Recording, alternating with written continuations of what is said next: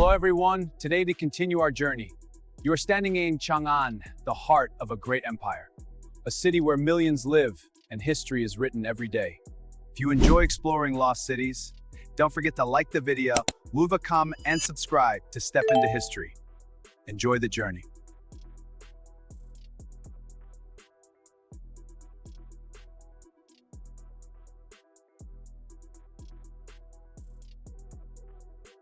Picture this. The year is 750 AD.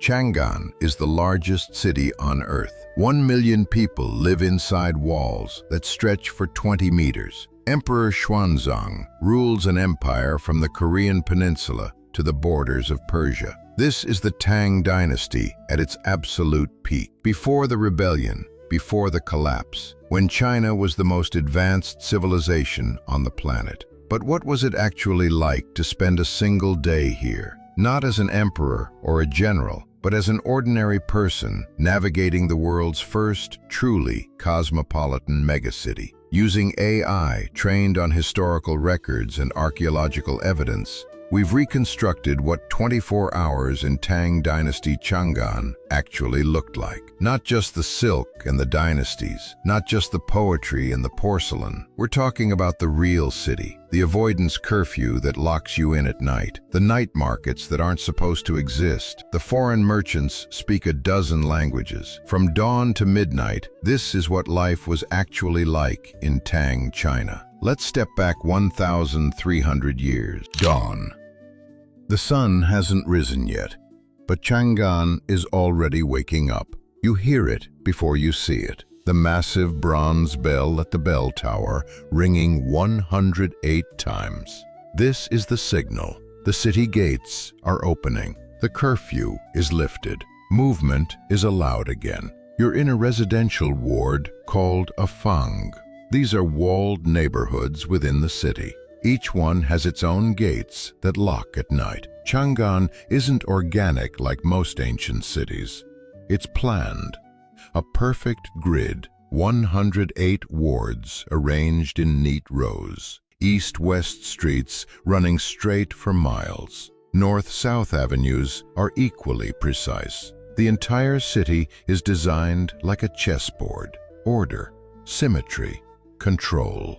Your house is small, wooden with a tile roof, paper windows, a small courtyard. Not poor, but not rich either. You're a low-level government clerk, literate, educated, part of the bureaucracy that runs the empire. Outside, the streets are filled with people. Officials heading to the imperial city for morning court, merchants opening shops, servants fetching water and buying breakfast. Buddhist monks in saffron robes are already on the streets chanting morning prayers. Changan has hundreds of Buddhist temples, towering pagodas that dominate the skyline. Buddhism came from India centuries ago, traveled the Silk Road, and now it's everywhere in Tang, China.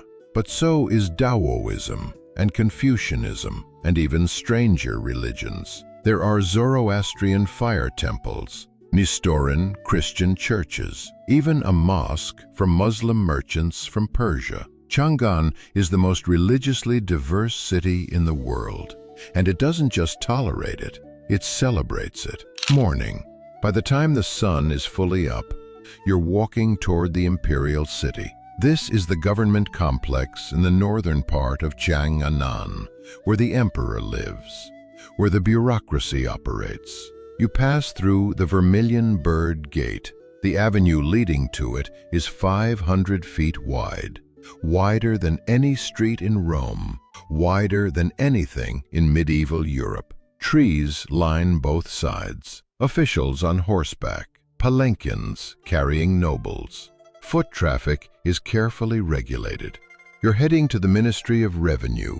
Your job is boring, recording tax receipts from provinces, copying documents, filing reports. But you got this job through the examination system.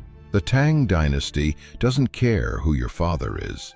If you can pass the civil service exam, you can join the bureaucracy. The exam tests poetry, calligraphy, Confucian classics, and history. You studied for years, memorized thousands of characters, learned to write classical poetry in regulated verse. Most men fail, but you passed, and now you're here. Inside the ministry, scribes are already working, brushes moving across paper and silk, the scratch of ink on fiber. Paper invented in China centuries ago, still a luxury in most of the world, but common here. The Tang government produces thousands of documents every day. Records of everything: tax receipts, legal judgments, military dispatches, diplomatic correspondence. This is how you control an empire of 50 million people. Through paperwork, your supervisor, a sixth-rank official, gives you today's assignment. Verify grain shipments from Sichuan province. Cross-reference them with tax records. It's tedious, but it matters. The Tang Dynasty runs on grain. Rice from the south, wheat from the north, millet from the west. All of it tracked, all of it recorded, all of it taxed. By mid-morning, you're done with your morning work. You head to the West Market. This is where the Silk Road ends. Merchants from Persia, Sogdia, India, even Arabia gather here, selling goods that have traveled thousands of miles. You see Persian rugs, Afghan lapis lazuli, Indian ivory, Central Asian horses, glass from Rome. The West Market is enormous. Over 200 acres, shops organized by trade. Silk merchants in one section, metal workers in another, food vendors in another. You hear languages you don't recognize: Sogdian, Persian, Sanskrit, Arabic. You see people dressed in clothes you've never seen: long robes, turbans, veils, pointed hats. Some of them have been living in Chang'an for generations. Foreign merchants who settled here, married Chinese women, raised half-Chinese children. The Tang Dynasty doesn't fear foreigners. It absorbs them. You stop at a stall selling Central Asian bread, thick flatbread baked in a tandoor oven. Nothing like Chinese steamed buns.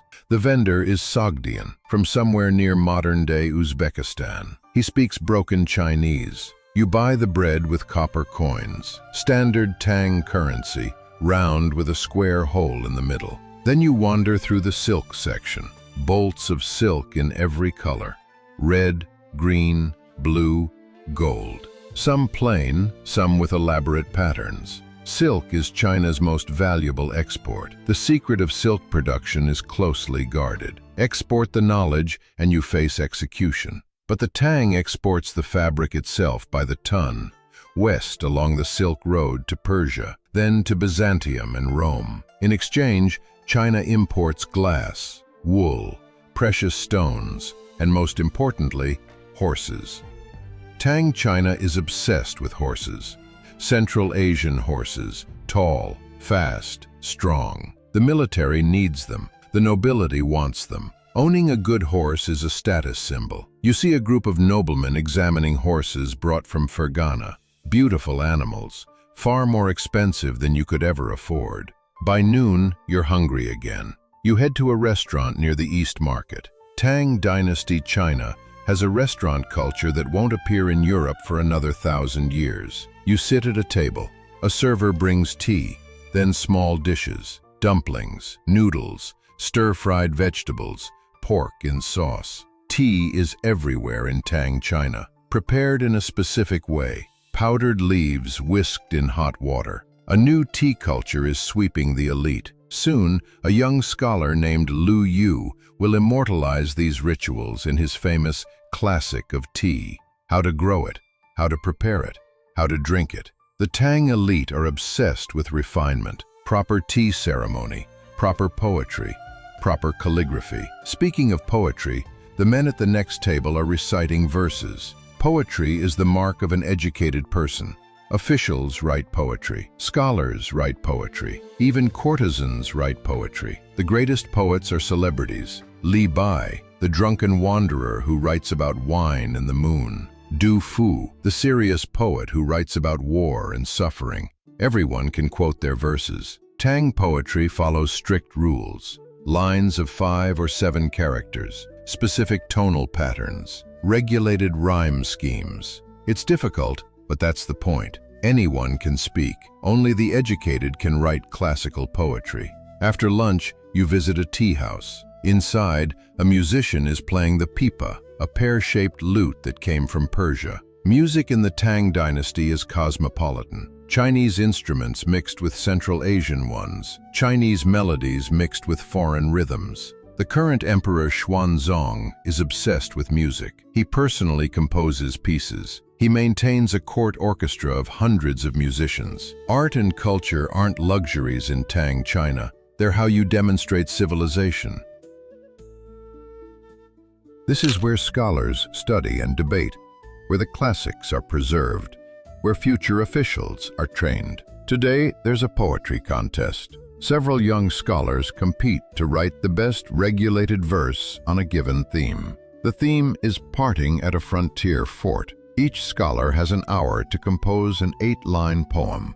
5 characters per line, strict tonal patterns, precise rhyme schemes. The judges are senior officials. They'll evaluate technique, imagery, emotional resonance. The winner gets prestige, maybe a better position in the bureaucracy, maybe an introduction to a powerful patron. This is how careers are made in Tang China, not through birth, but through talent, at least in theory. In reality, connections still matter. Aristocratic families still dominate the top positions. But the exam system and the poetry culture create opportunities that didn't exist in earlier dynasties. While the contest continues, you wander through the Academy's library. Scrolls and books everywhere. Confucian classics, Buddhist sutras, Taoist texts, historical records, poetry collections.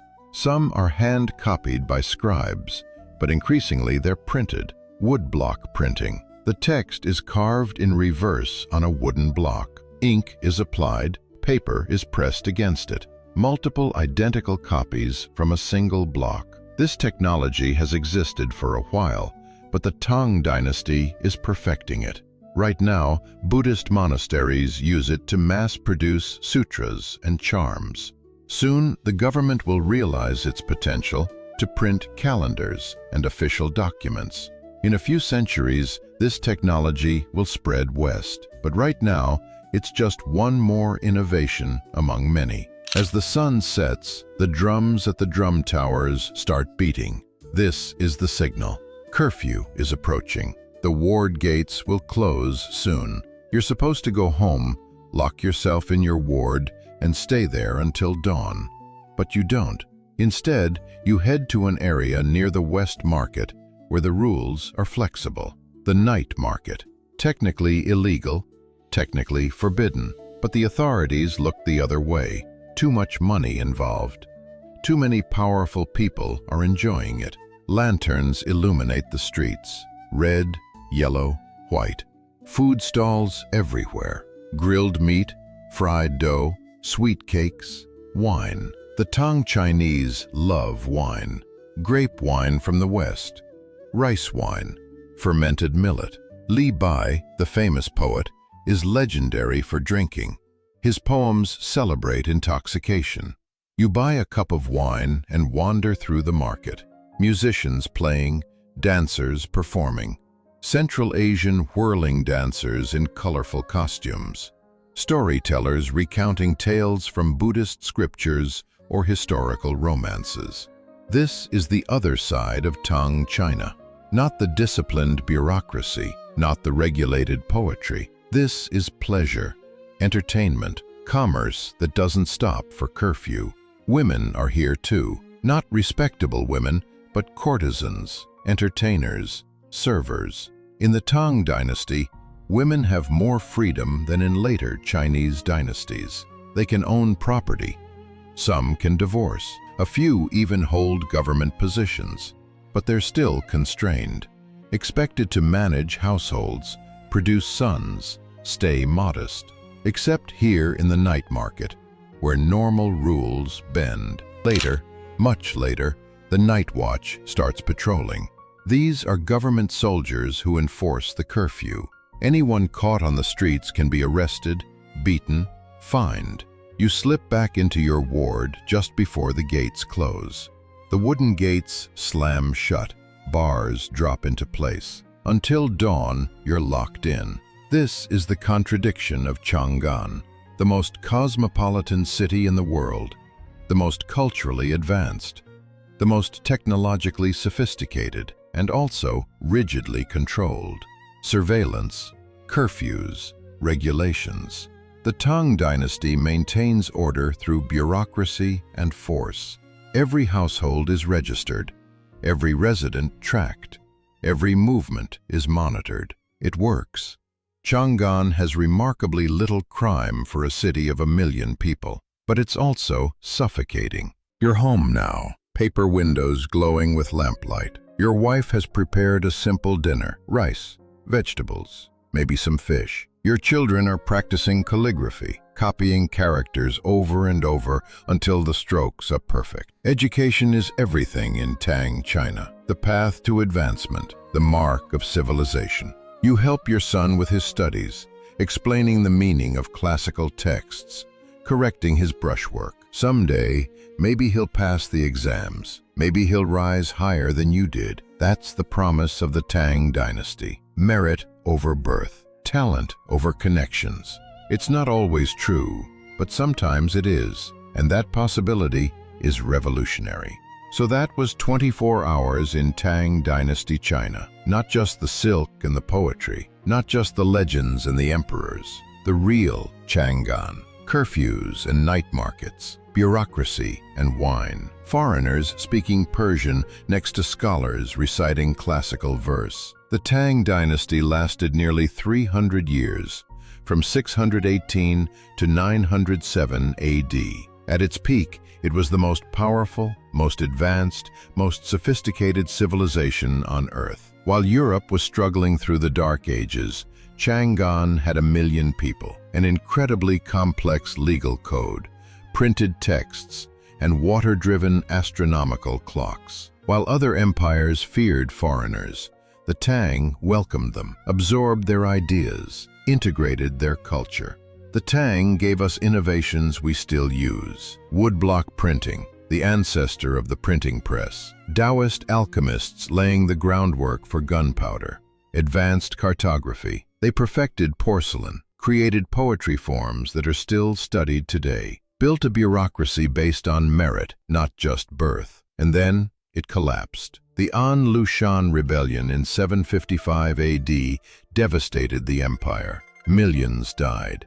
The central government weakened. The dynasty limped on for another 150 years, but never recovered its glory. By 907, the Tang was gone. China fragmented into warring states, but the memory of the Tang remained. Later dynasties looked back to it as a golden age, the peak of Chinese civilization. Even today, the Chinese diaspora sometimes calls itself Tang people. Chinatowns around the world are called Tang People Streets. The dynasty is gone, but its influence shaped everything that came after. Thank you for watching Step into History. For a brief moment, you stepped into a world that once existed, a city that shaped history, and lives that felt just as real as ours today. These stories are more than the past. They are echoes of how we lived, built, and understood the world. If you want to continue exploring lost civilizations, subscribe and join the journey. Where should we travel next?